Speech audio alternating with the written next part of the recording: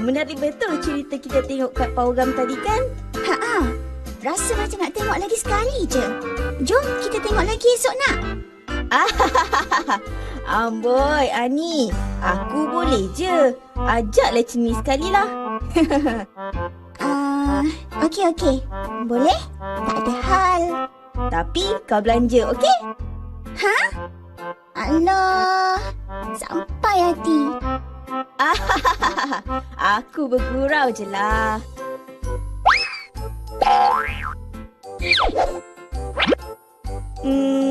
Aku dah tak mau makan betis jagung ni lagi lah.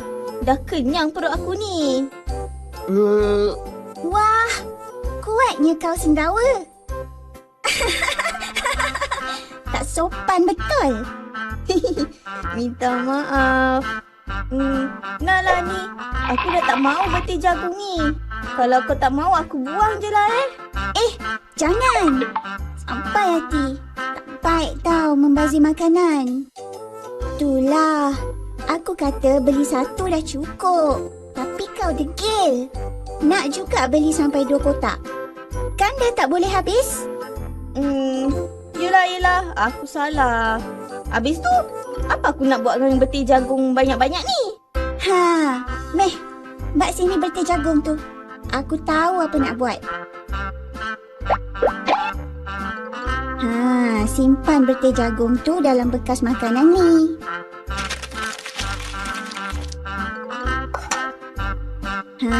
Macam ni baru betul. Tak membazir makanan.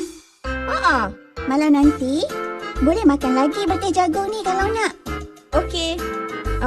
Tunggu sini kejap. Aku nak buang kotak betis jagung ni. Tunggu Okey.